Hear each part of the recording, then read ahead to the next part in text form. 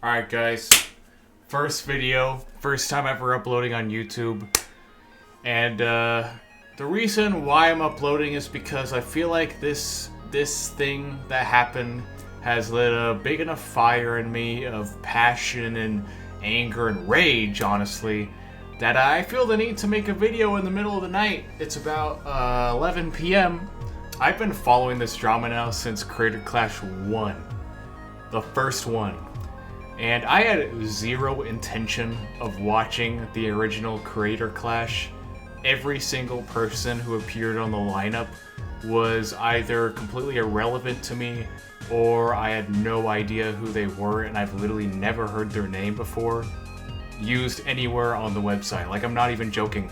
Even the main card, Dr. Mike, I've never heard that name before. Have you guys heard of Dr. Mike? No, you haven't. Okay, they were all irrelevant. I had zero intention of watching the main event.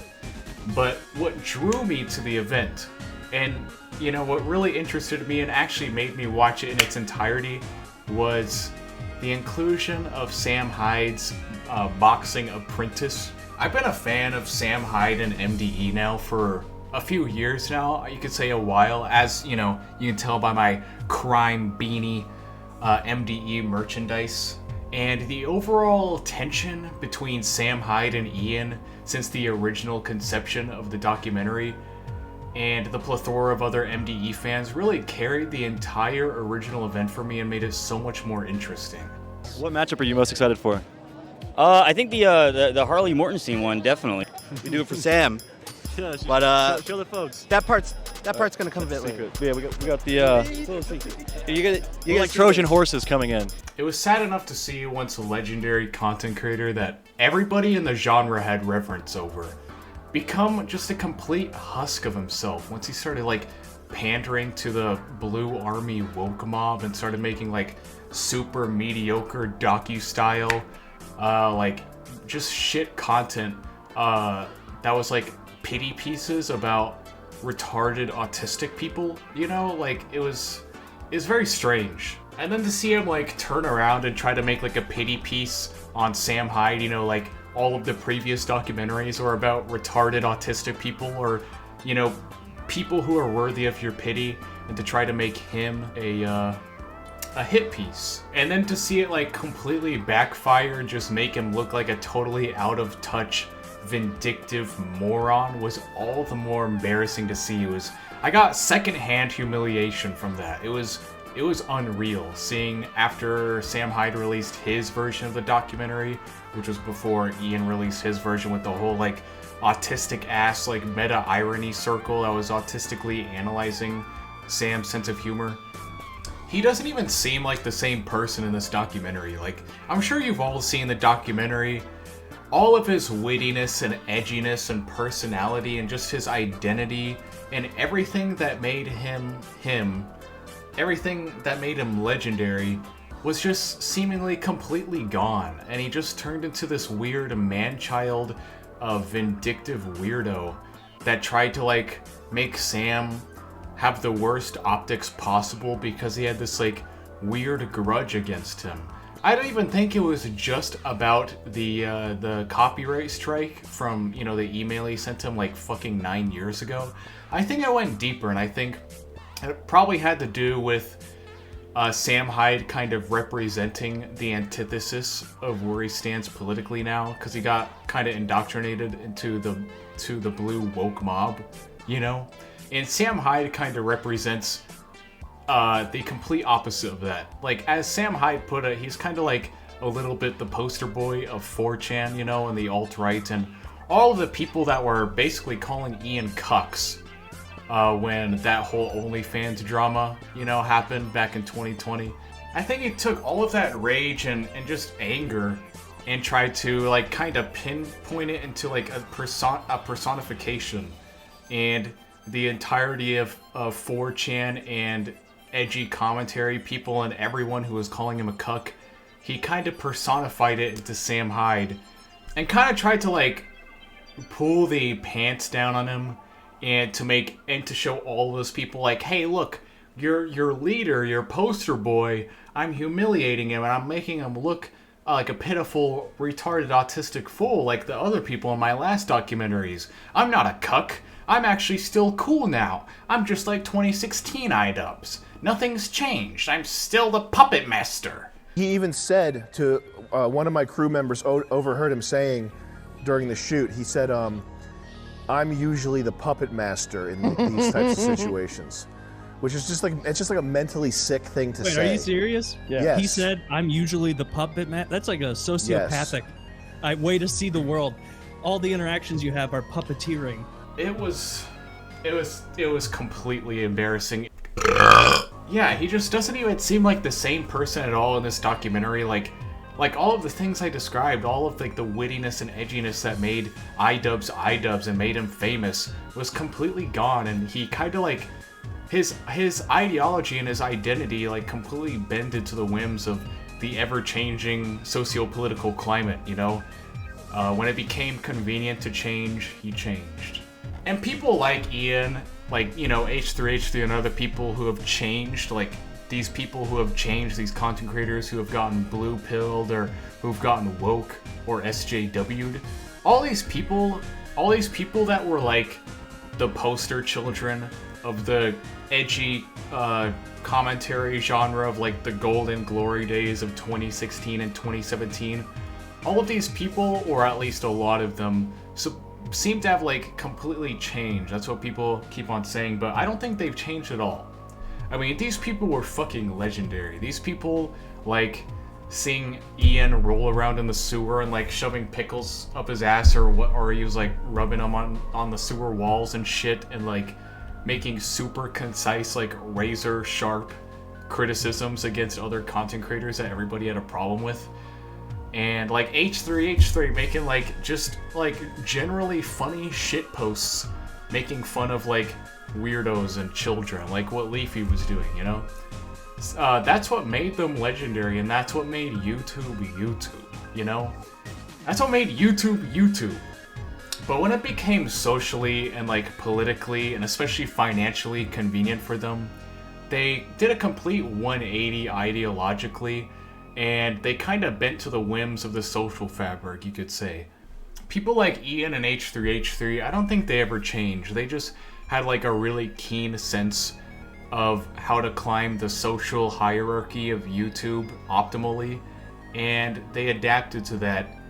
And in 2016, the meta was being edgy. That was the cool thing to do. And I guarantee you, if the cool thing to do was still being edgy, they would still be edgy.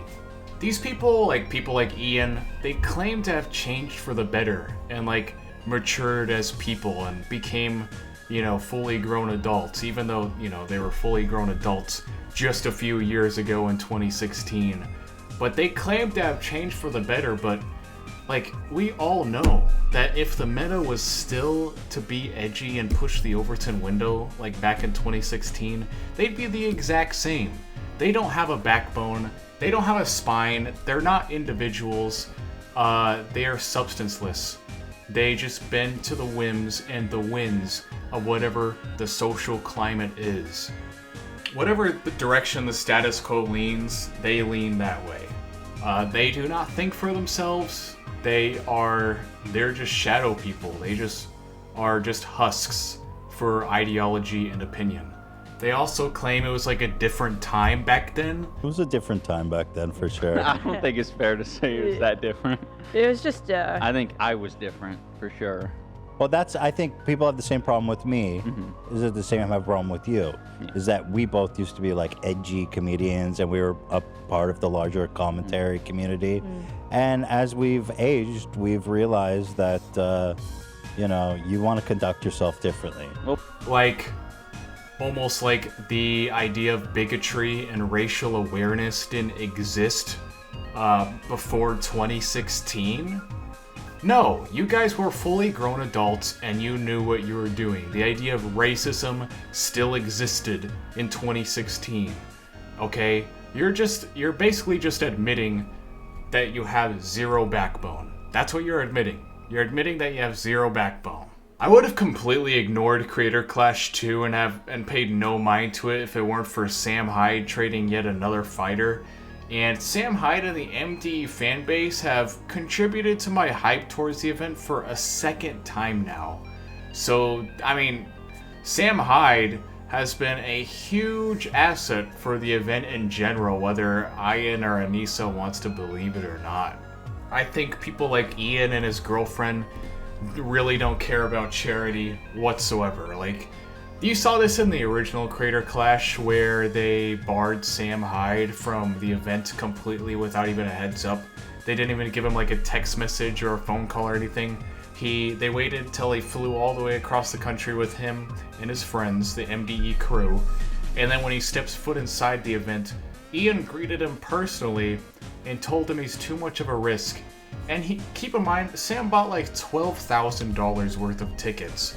So that was $12,000 worth of Alzheimer's research and progression and helping people with Alzheimer's that he just completely flushed away because he was too concerned with optics. So that should really tell you something. Were you under the impression that you were going to be on this card at any point? No, I didn't think I was going to be on the card, but I didn't realize at any point that I was going to be fucking blacklisted from a charity event. That I got 5 front row tickets. It was $10,000, and it's for charity. And supposedly I'm going to be refunded this money. So I guess he wants me not around badly enough that it's worth taking away $10,000 from charity. I guess. I was like pissed. Like I was texting him, and I was like, I texted him about the refund. Like, are you going to give me this refund? Asking somebody for a refund after they get their shit pushed in by a fitness boxer. And I'm texting him, hey, can I get a refund, bro? And we're seeing this again in Creator Clash 2 where Ian is pretty much self-sabotaging by banning Froggy Fresh for super tame and trivial banter with his opponent. His opponent's like Chris Reagan.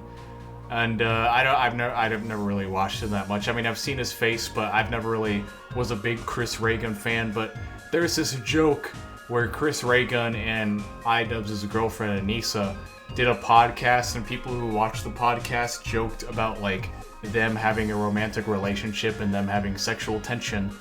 So Froggy Fresh was like, "Hey yo, Chris Reagan, if I win, I'll sub to Anissa's OnlyFans." That I will subscribe to Anissa's OnlyFans. You know, like making a joke that they're secretly in a relationship or that Anissa was actually Chris's girlfriend or something. It was like just the most trivial banter imaginable. It's just super lighthearted. And he gets banned after 9 months. After 9 months of training his ass off. After 9 months. 9 months is not an insignificant portion of your lifespan. I mean, think about training for 9 fucking months and then getting banned from the shit like, what, a week or two before the event? It's like somewhere mid-April or something. He was working so hard. He was going at his maximum for this. It wasn't like, hey, Ian calls Froggy Fresh. Hey, Froggy Fresh, do you want to fight? Sure, I'm gonna immediately go to Sam and make you mad. No. Froggy Fresh says you owe him training. What? Froggy Fresh says you owe him training. I'll do it. He said he'll do it. He trained for months, bro. 9 months! A whole pregnancy, bro. He trained an entire pregnancy. So out of 9 months of training, everything. 5 days because he likes the videos and he saw that Sam knows boxing. Keem hosted this Twitter space the other day. I think it was like literally like today or yesterday or something. And Gideon, you know, like the black dude who was like got into this beef with Pokimane or whatever the hell, he put up $100,000. $100,000 of his own money if Froggy Fresh is allowed back onto the card. Which, you know, if you are charity-oriented and not just concerned with stupid social optics, if you actually care about charity, you shouldn't even give it a second thought. $100,000 towards Alzheimer's research or whatever they're doing now? Yeah, fucking... That should not... There should be no hesitation. It's an issue that literally takes 10 minutes to fix. It is an issue that can be reversed in 10 minutes. You want another creator to take his place after he and everybody else has been training for months. You want another creator to take his place. That's just a fucking logistic nightmare. Like, you're willing to create a logistic nightmare for yourself just because you're so autistically concerned with stupid social optics. Also, not to mention, Sam Hyde is putting up like almost $500,000. Like, he's putting up like $100,000 and his like $250,000 car or something like that, just to have a chance to fight this Nathan Barnett dude from the last Creator Clash. Yeah, I don't know him either, but just to have a chance to fight him. And him and IDubbbz are both refusing to have him on, even though this would have a fucking astronomically positive impact on the event in general. And I guess this all started with what you guys probably saw on Twitter, where Anissa's mom, of all people, not even Anissa or IDubbbz, Anissa's fucking mom, started slinging like schoolyard insults at Froggy, calling him like a brain-damaged retard and calling him an imp because he's short. People were speculating that her totally unprovoked hostility and insults were coming from the fact that Froggy dared to breathe the same air around Sam Hyde by training with him. Apparently, the entire Joma family despises this man. Sam Hyde is like Voldemort to these people. And Froggy clapped back with a couple of dismissive tweets and a few funny videos, just trying to defuse the situation in the most professional but comedic way possible, you know? As far as with that second thing that you said about my privates, you have got to clean up your language. That is not good to be talking like that. And someone who didn't even have anything to do with the event and doesn't even know who Sam Hyde or Froggy Fresh is just slinging insults and trying to throw shit in a fan and getting it all over people, trying to get this man banned for no reason. And lo and behold, the man gets banned. I guess Anissa's mom is probably the real puppet master in this situation, as the man Ian once put it in the original documentary. And as we all know, the most likely reason he got banned was probably not for the Chris Ray gun joke he made. It was most certainly because he dared to cross a huge red line by daring to breathe the same air around Sam Hyde by sparring with him for 5 days. People were like extremely up in arms about this on Twitter. I mean, I'm sure everybody who's been following this drama knows it's completely unavoidable if you have like a timeline with a lot of people followed on it. Like, everybody sees this, and rightfully so. People were fucking mad, and that actually made me really happy. Like, people were actually standing up for this dude he was just getting completely fucked over by this just autistic ass like man-child is having a temper tantrum because someone made like a lighthearted joke. Someone was having like super just lighthearted banter with his opponent. Even Moist Critical hopped on the bandwagon. He tweeted about it. And dude, Moist Critical is like the most establishment like milk toast creator on the website. He gives like the safest possible responses to popular drama on YouTube, and he has like the broadest, widest demographic possible because of it. He's fucking huge, and even he's siding with MDE and Froggy Fresh, and it's just really amazing to see people stick up for this dude. The decision to completely remove Sam and anyone related to MDE doesn't really reflect the motives of somebody who just wants to make the event as successful as possible and wants to raise as much money for charity as possible. It reflects the motives of somebody who's just a narcissistic egomaniac and who's unwilling to set aside their disdain for Sam for like 1 day to make the event way more entertaining for everybody and raise a lot more money for charity. Alright, that's all I had to say about this situation. I'll catch you guys in the next one. Boo!